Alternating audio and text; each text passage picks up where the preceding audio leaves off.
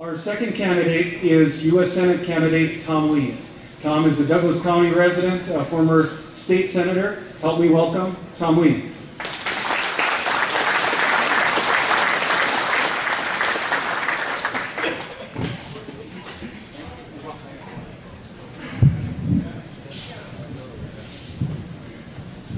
Hey, it is great to be in El Paso County. I've always Elbert County.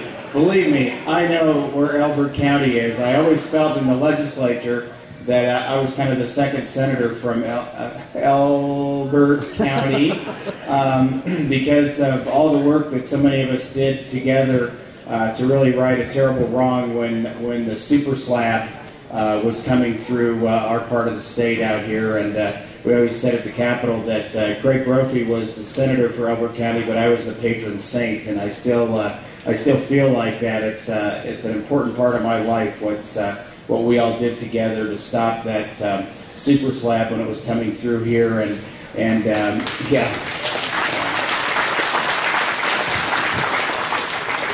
You know, that's really what politics is supposed to be about. It's how free people come together in free association and work to make their communities better. And for those of you who maybe weren't here during that time, that was one of the most incredible things in the history of our state. People will put that action, the things that we all did together down there, in the history books.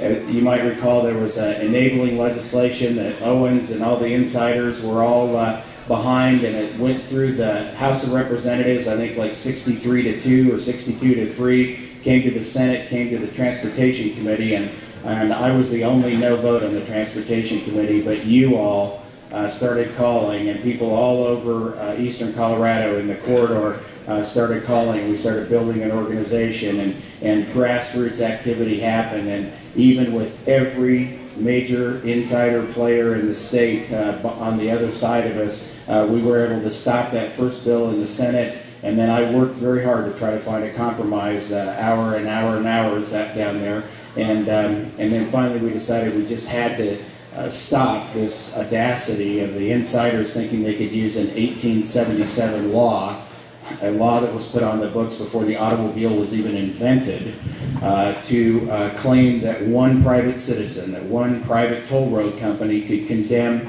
the property of another Colorado citizen, which just had to be stopped. And I wrote the legislation, we worked through it, and we had the largest amount of people in the history of the Colorado State Capitol show up, almost 1,500 people, that you all showed up to testify against that or for that bill, and we got it passed, and the Owens-Norton administration vetoed that bill, standing on the side of special interests and not on the side of the Constitution and on the side of the people of Colorado and the people of eastern Colorado in particular. But I didn't give up.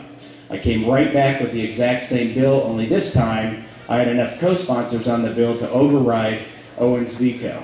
And like Ronald Reagan said, peace through strength, then all of a sudden we signed the bill. And it couldn't have been done without you all. And I just have to tell you, the friendships and the experience that I had, and I know we all did it together, was one of the most rewarding things in my life, and it's really how the system is supposed to work. It's like the old phrase, if the people will lead, the leaders will follow. And that's exactly what we need in our country today. And that's exactly what we, right here in this room and all over eastern Colorado, from that experience, we actually led, the people led, and we got it right, and we won. And when the people stand up for the right thing, we stand up based on the Constitution, we can win. Right now in Washington, we have a situation where the people in Washington have such little respect for our Constitution and such little respect for the people of Colorado and the people of the United States of America, they don't even read the bills before they waste $1 trillion of our money. They actually think, like too many people in Denver do also, that if they take care of people at the top, and if you're from Washington or Wall Street, you ought to be able to get a bailout. And if you're at the bottom, well, maybe you'd have a chance of getting a handout. But if you're the rest of us in the middle that are working hard, we're trying to keep our business going, we're trying to just keep a job, we're trying to keep our family strong, all Washington thinks we are good for is the bill. And I'm ready to say enough is enough. We have to stop this in Washington. They are putting more debt on the backs of our kids and our grandkids than all previous administrations since the beginning of the Republic. And we have to change the system. The system is broken. And we need to send people to Washington, D.C. who have the ability to stand up in a tough fight, have the ability to do the right thing, have that right kind of moral compass that you know that I have from the work that we've done together. I have an agriculture background. I'm horseback many times a week. I run cattle. I put up hay. I run a small business. And I've been a state legislator, and I know how to pass a law, I know how to write a law, and I know how to stop a law, which is more important today than ever before, because we don't need to send people to Washington with some big new legislative agenda. What we need are people that are going to stop what's going on in Washington and take things off the books, not put things on the books, so we can get our government out of the way of the American people and turn loose the genius that is found in the American entrepreneurial spirit and our free enterprise system, and we can get this country back on track. But we have to take back our country, and we also have to take back the Republican Party. Because like it or not, the Republican Party over the last many years has been a major part of the problem.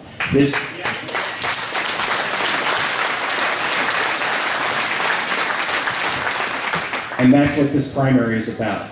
We've got a real clear choice in this primary. We can either have the Republican Party that we've had over the last many years, or we can have a new Republican Party based on the same kind of energy and the same kind of success, the same kind of organizations that you and I have done together when we stood up against the biggest powers in this state and we took it to them and we beat them. And we can do the same thing in Washington. We just have to turn every county in this state into another Elbert County. And we've got to have people standing up, fighting back to take back our country, because we can do it and it is worth it. We can change the United States Senate. We have to change the system.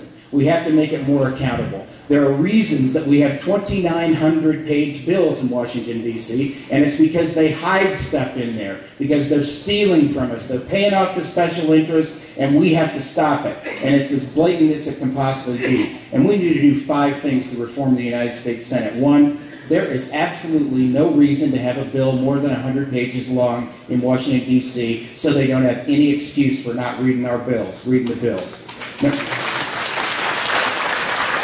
Number 2, we need to have a single subject rule in Congress, just like we have in the state legislature, where you have a title to the bill and everything that's in that bill has to be under that title, so that you can read the title of the bill and at least have some understanding of what your representatives are voting for, so they can't hide things like $100 and some billion for the International Monetary Fund in a military appropriations bill. It's not right. We have to have sunset provisions in everything that takes our tax money in Washington, D.C., so that 5 years, 3 years, 10 years, whatever the appropriate time is, those programs come back to the United States Senate and back to the Congress, so we can look at them and we're not just out of sight, out of mind. Next thing you know, you're wasting $1 trillion. We need to have sunset provisions and make the next senators vote on whether or not we're getting any value for the taxpayer dollar. And the last 2 things we have to have a constitutional amendment to balance the budget. And we have to have term limits so these people know they have to come home and live with us.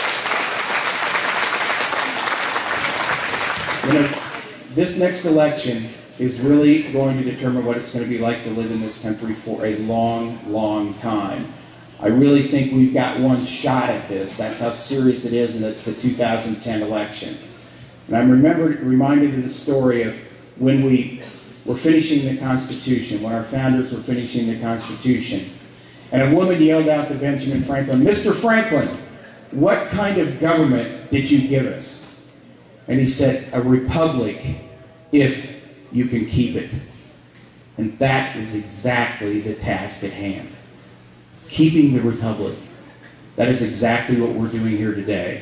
And we're going to need to do it every single day between now and the election. And then we're going to have to do it every single day after that. So when we send people to Washington, D.C., they don't say something here and do something different there. It's we the people.